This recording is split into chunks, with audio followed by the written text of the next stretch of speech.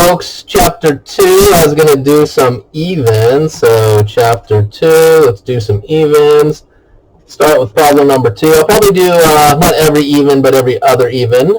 And then if there's a problem that you wanted to see that I didn't do, you could always just email me and ask. But here's number 2. It says 4x plus 9 equals 8x.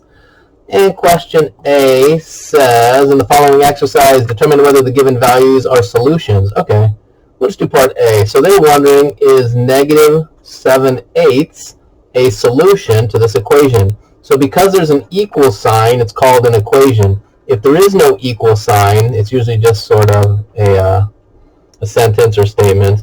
But once there's an equal sign, we call it an equation. So is negative 7/8 a solution? If I plug negative 7/8 in here, does it hold true? So 4 times negative 7/8 plus 9, does that equal 8 times negative 7/8? Over on the right side, I'm going to make that a fraction. You see how the 8's cancel? So then the right side is negative 7. And then on the left side, that 4 and that 8 will reduce. Put a little 1 over there. So the 4 goes in once, 4 goes in twice. So we have, let's see, clean that up. That's a negative 7/2 plus 9. Does that equal negative 7? So we're trying to either get a true statement or a false statement at the very end. Let me see. I could just bring those over. Let's see. Subtract 9 from both sides. A couple ways you could do this. Subtract 9. So then those go away. I have negative 7/2. Is that equal to negative 16? They look like different numbers to me. So negative 7/2 is different than negative 16. So we would just say this is false statement. So no. That means this is not a solution. Negative 7/8 not a solution. Solution, we usually just write like that, solution, because mathematicians are a little bit lazy. Okay. Part B is similar. Okay, so the next section in the following exercises, so I'm going to just kind of bounce around a little bit. So this number 2 was representative of 1 through 4. So then the next section, it says in the following exercises, solve. Okay. Let's do problem 6. We have negative 16 3n plus 4 equals 32. Okay, so there's a couple ways you could do this problem. That's where there's a little bit of art to math. Did you want to distribute first? You can do that. Or if you do enough problems, if you keep practicing, you'll notice little shortcuts. You see how 16 times 2 is 32. So what if I divide both sides by 16? So notice how much easier the problem will get, because those 16s cancel. It leaves me with a negative sign, a 3n plus 4 equal to, and 32 divided by 16 is 2. And then let's distribute that minus sign now. So that's going to give us a negative 3n minus 4 is equal to 2. Again, we don't have to follow this path. You just keep following the rules of algebra, and we should all agree on the same answer. So I'm going to bring the 3n over, plus 3n, plus 3n. And then I'm going to simultaneously subtract 2 from both sides because I'm fancy. So you'll see that those cancel. That gives me negative 6.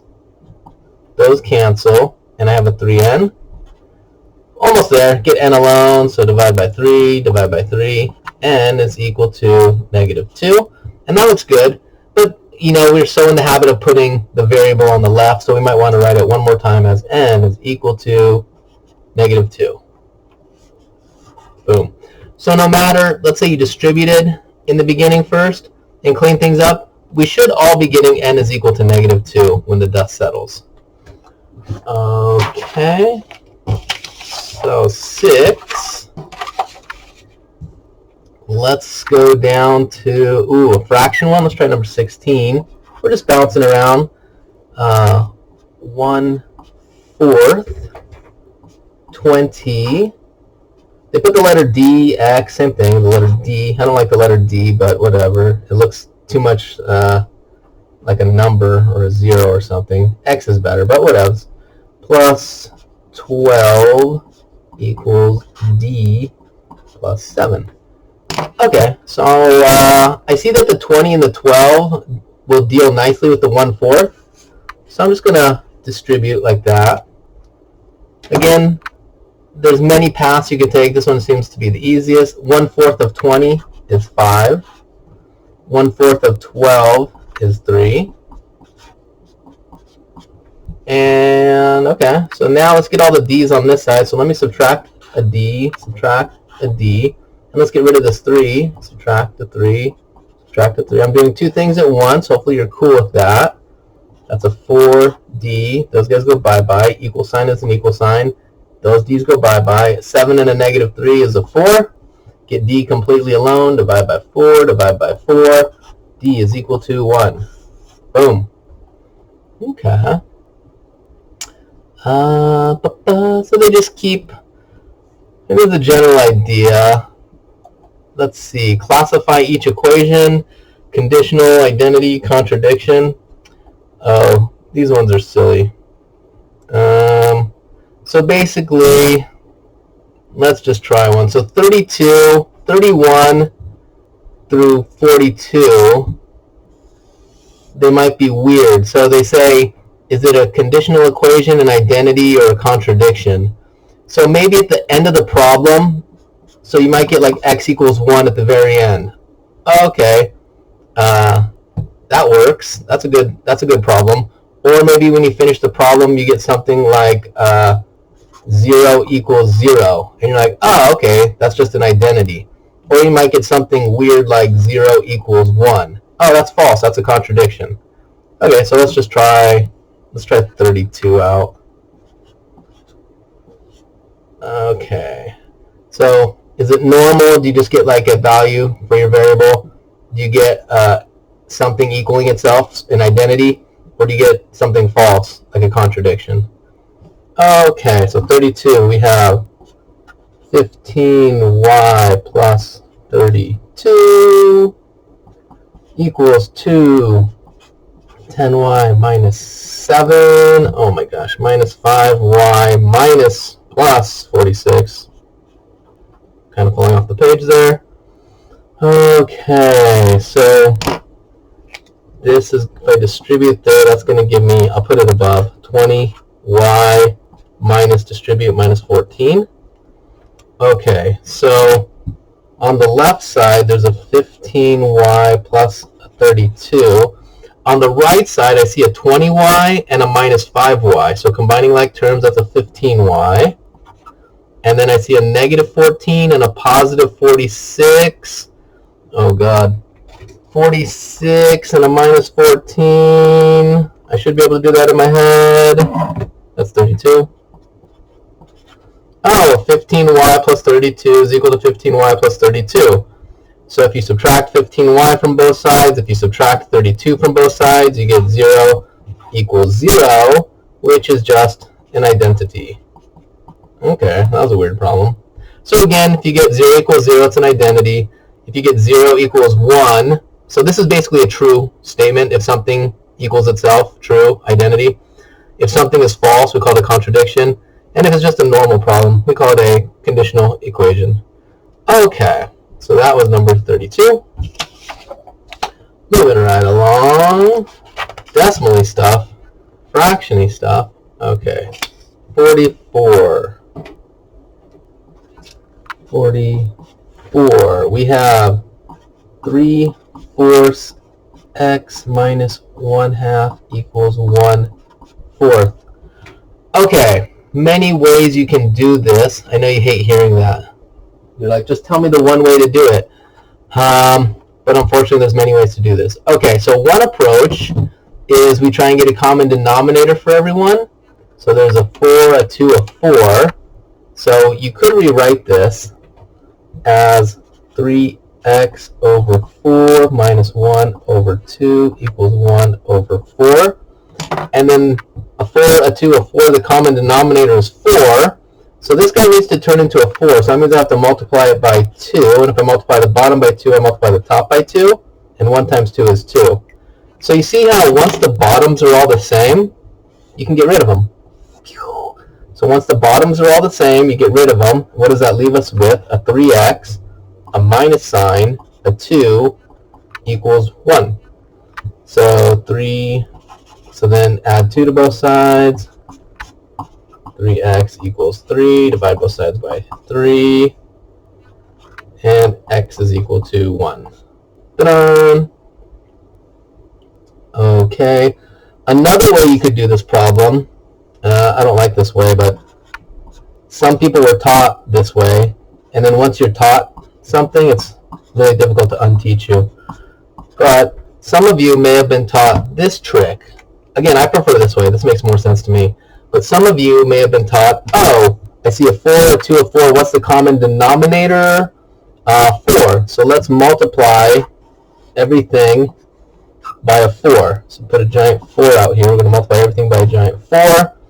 And then you see how the 4 and the 4 cancel. So it's 4 times 3/4 x minus 4 times a 1/2 equals the 4 multiplies by him also 4 times a 1/4.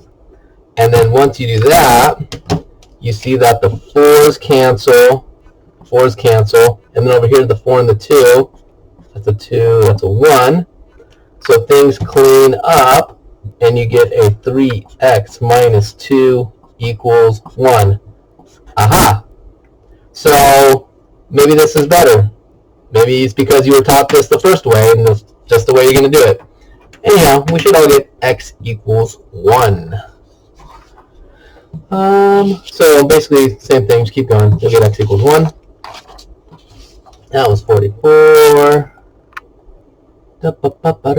Oh my gosh. 60. 3p plus 6 over 3 equals p over 2.